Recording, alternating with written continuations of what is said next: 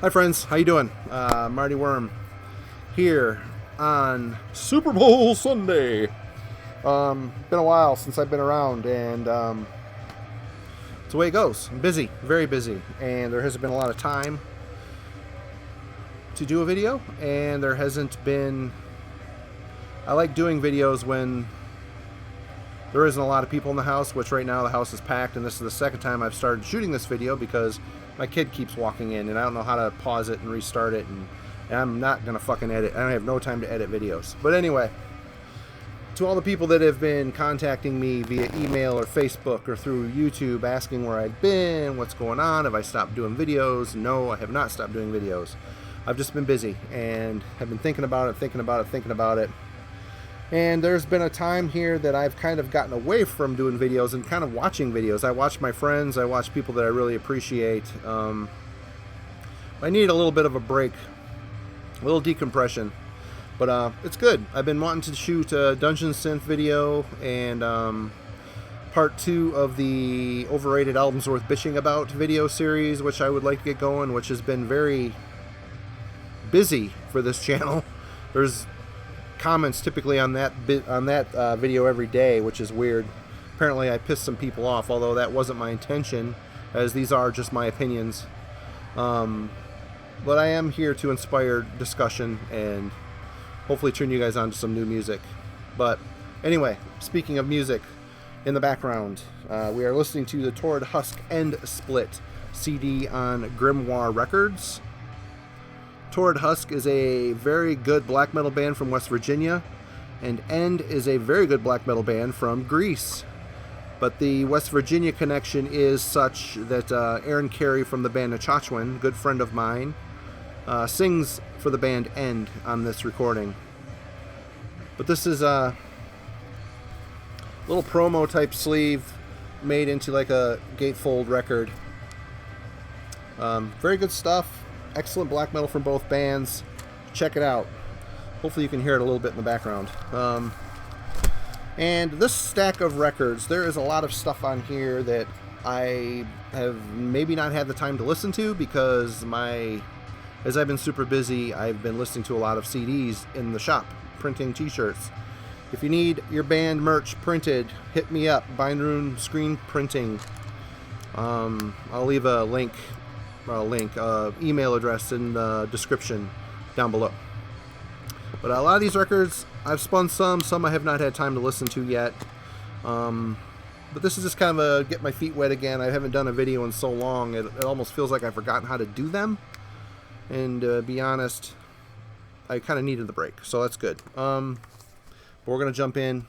First off is the band Toe Tag from Seattle, featuring Blaine and some of the other former dudes that used to be in The Accused. They are also in the band Accused AD, The Accused AD, which is going on as kind of like a tribute. I don't know if they're going to put out new material or not. Obviously, Tommy is the missing link in that, and he is a massive riff writer. But as far as I'm concerned, Blaine is the obvious focal point of The Accused, just for the fact of his vocals are so unique. But anyway, I bought this record from Blaine himself, and I've got their last album, single-sided record. It's got the Misfits parody cover on it, and I really like that one. This one, pretty DIY. It's just a thick jacket for the cover. A Kinko's printed lyric sheet. And the vinyl is kind of cool. It's orange with an engraving on the back of the cover. As you can see, they just put stamped Toe Tag on the... So they tried to cut some corners on this. It's a one-sided record. This is the engraved side. What makes this different from the other Toe Tag or The Accused? I was quite surprised by the fact that this was very kind of slow, less punky, more... I don't want to say hard rock, but it's got more of a rock crawl to it. And Blaine's vocals weren't as maniacal and crazy screamed. It was just more of a speaking type crawl to his voice. And I've listened to it once. Maybe I wasn't in the mood for it. I'm going to have to definitely check it out again. And as I am a fan of Blaine and the guys that were in The Accused and The Farts and the previous Toe Tag record, I'm definitely going to give this another chance. Since I bought it directly from the band, he threw in a free 10-inch, which was super fucking sweet of him. I don't think this has a title to it. It's just toe tag. I got 133 out of 300. 8 or 9 songs. 8 songs. Pretty excited to check it out. I just haven't had time. This is kind of like a 7-inch. They printed it like a 7-inch. Lyrics are on the inside. And black vinyl. Don't need to see that. But I'm looking forward to checking this out. I keep looking up because my monitor is up here and the camera's here, so I gotta try to remember to focus on this. So yes, toe tag. Check them out. Next up is a band that actually Adam Schnell reminded me of with one of his videos. He was talking about this band a lot and reminded me that this is one of the bands from back in the day that I somehow missed. I didn't necessarily miss them, like never heard of them. I just wasn't too psyched to buy something with a cover this stupid. I mean, some of you may argue that that's a great cover. I don't know. It looks like Mick Harris from Napalm Death on there getting ripped apart, which maybe that was the intention. I don't know, but always a dumb cover. Anyway, this is a Osmos production repress of this album, Rhapsodies in Red by Disastrous Murmur. I believe these guys are, I want to say Austrian. I could be wrong. Don't quote me on that for sure. But seems like they're country mates with Pungent Stench. I could be wrong. Anyway, this is a reissue, and unlike most reissues these days, which take the master tapes, brick wall the fuck out of them so they're loud and sound like shit, Osmos took the original tapes and just put them on vinyl. Didn't really remaster them or anything. This comes in a kind of a pukey green color with some swirl in it. Puke, vomit, blood, pus, mix. I decided not to put the record in the insert because it would probably rip it all to shit, but pretty old school looking. Love it. You know, they do the Tombstone style cuts on the inner jacket. Osmos does. But this record is driving me crazy. People everywhere are trying to get a hold of me here.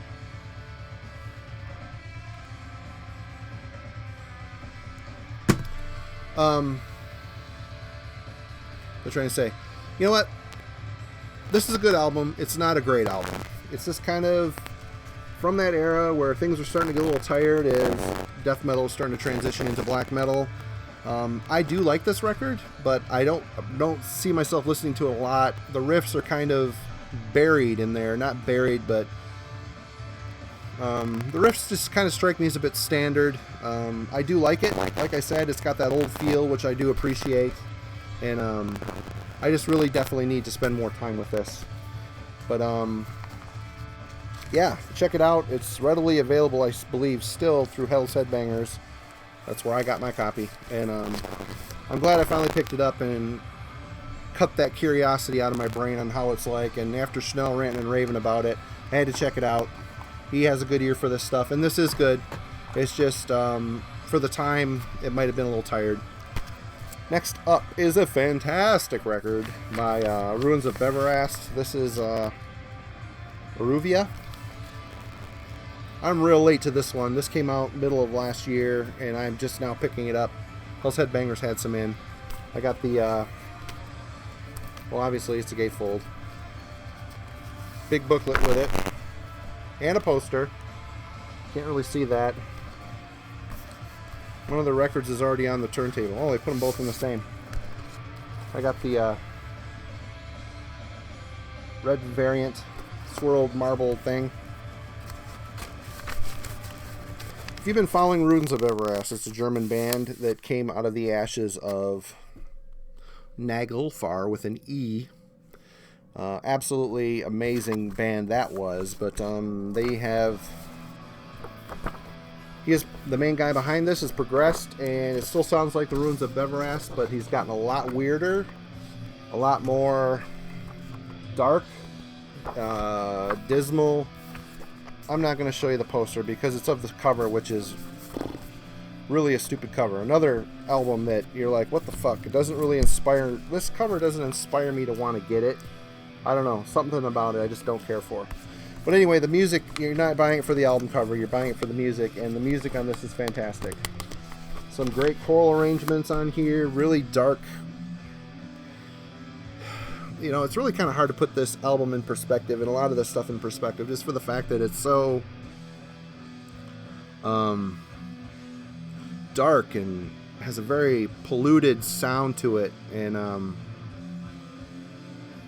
all the while maintaining a very interesting dark harmony melodies lines that swirl in and out of these layers that are very nightmarish in scope.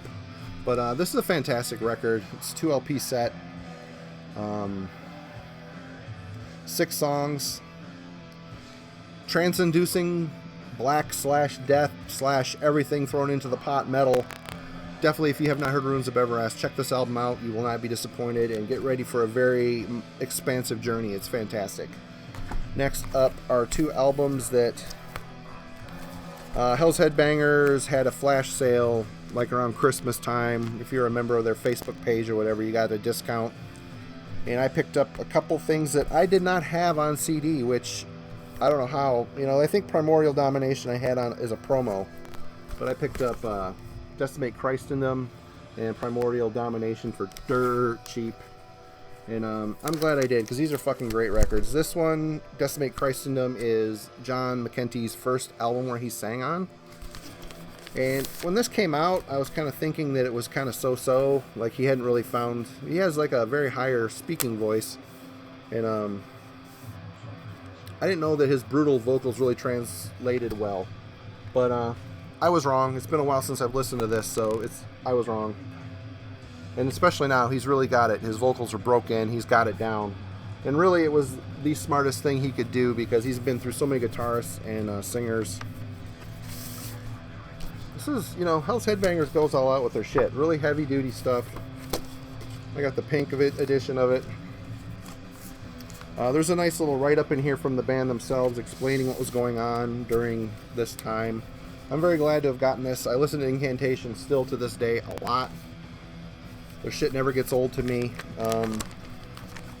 Both of these feature the bass work of Joe Lombard, I think that's his name, who has passed away, which is pretty sad. He had a very distinct playing style that cuts through this mix quite nicely.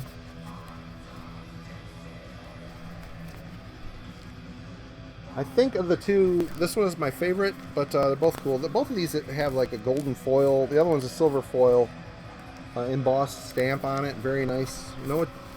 You know, Hell's Headbangers, they spare no. But there's tons of attention to detail. I can't fucking speak for some reason.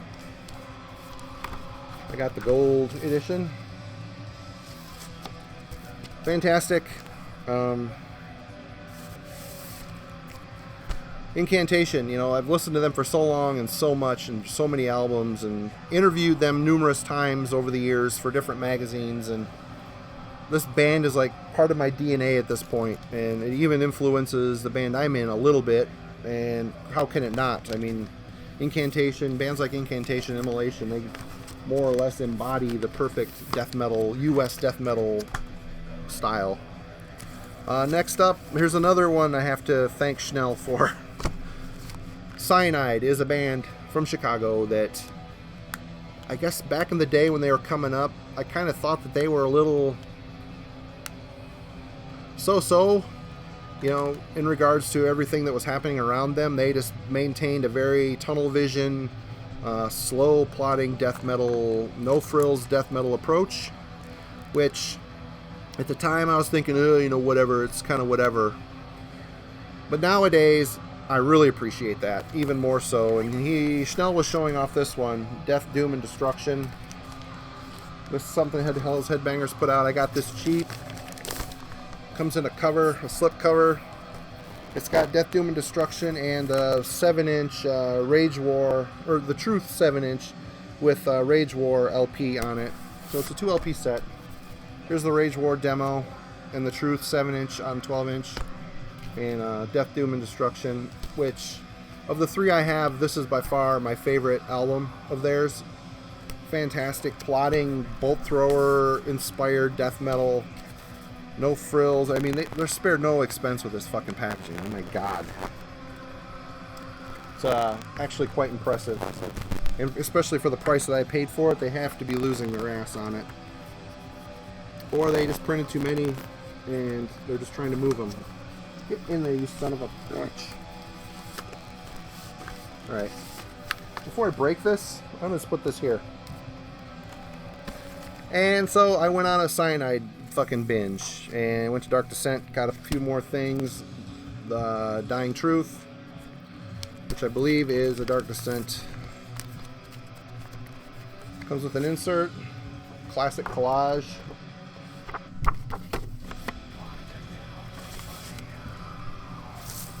Very cool gold and gray A-side, B-side swirl. And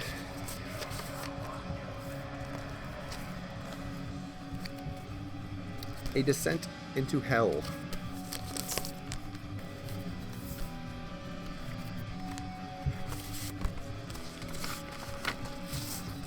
Gold vinyl.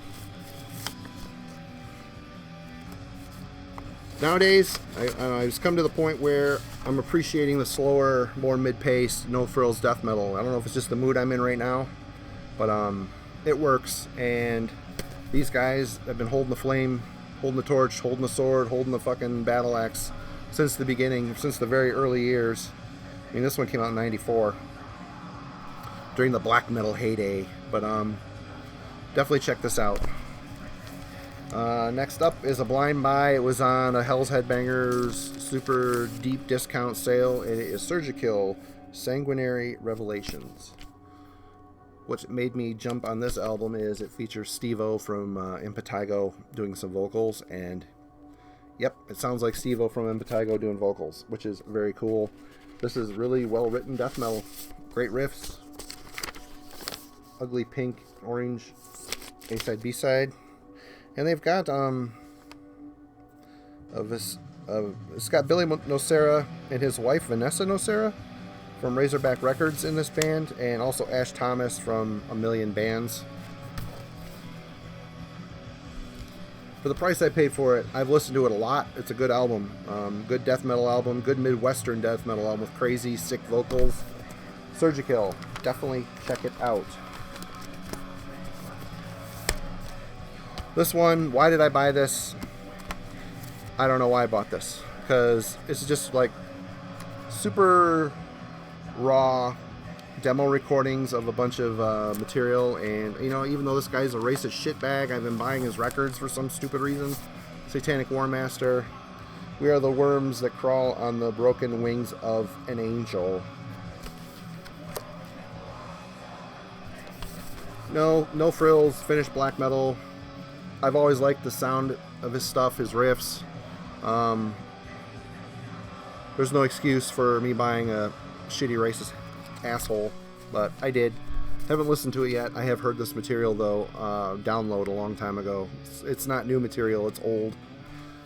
But definitely the collector in me had to jump on it because I'm an idiot. A band from the Pacific Northwest. This is Barren Lands with Tinder. I did some shirt work for these guys. I printed up some logo shirts for them, old shirts with a design on it. It was on Vendetta Records. You know, very good Cascadian style, foresty black metal.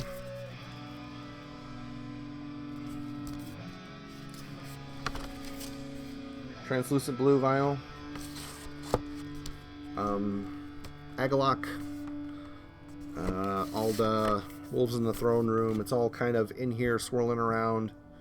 Very good stuff. Enjoyable. Definitely check it out. Barren Lands, Tinder. And I have two left. This is a fantastic album. Fantastic. I've only spun it once. This is Vargrov with Netherstorm. Holy shit. I bought this the same time I bought the Satanic Warmaster, and this shit's all over Satanic Warmaster.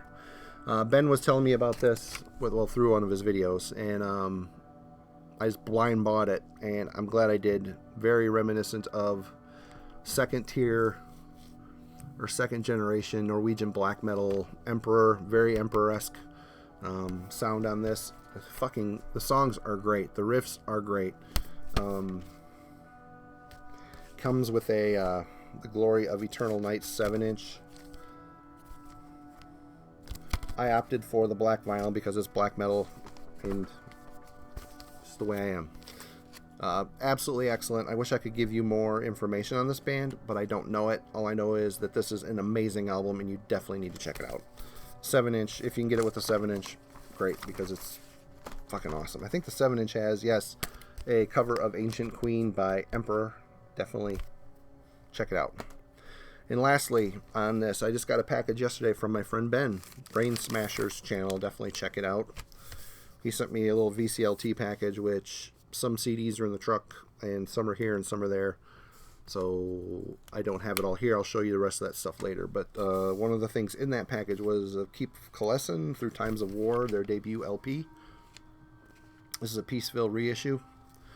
And it has probably been since I have I received this as a promo from the label back in the day, probably for Worm Gear, that I've spun this, and wow. I remember the songs, but I asked myself why I haven't kept it in rotation, because honestly, this is a fantastic record. It's probably their best. The one after it, Agman, A Journey Through War, or something like that. Agnan. Their second album is really good too, but not as good as this. This is a great black metal feeling. Dark, sinister keyboards, but very subtle. It just adds this really awesome atmosphere. Riffs remind me of Mayhem, De Mysterious, De Satan, De Mysterious at times, but they do their own thing. The songs are catchy, memorable, dark, well layered, well executed. Fantastic record. If you can check this out, find this cheap, definitely do so. Thanks, Ben, again, for the gift. Very, very awesome. He's included a bunch of other stuff too, which I will get to later on in a future update. But that's all I have for right now. Yeah, if your band needs shirts printed on the cheap, I can hook you up. And I'll put my email in the drop down below, and definitely send me a line and I'll get you a quote. But it's good to be back. Hopefully I can make it stick this time. We shall see. But in the meantime, thank you all for watching and supporting the channel. I really appreciate it, and have a good one. See ya. I can get shut off now. Bye.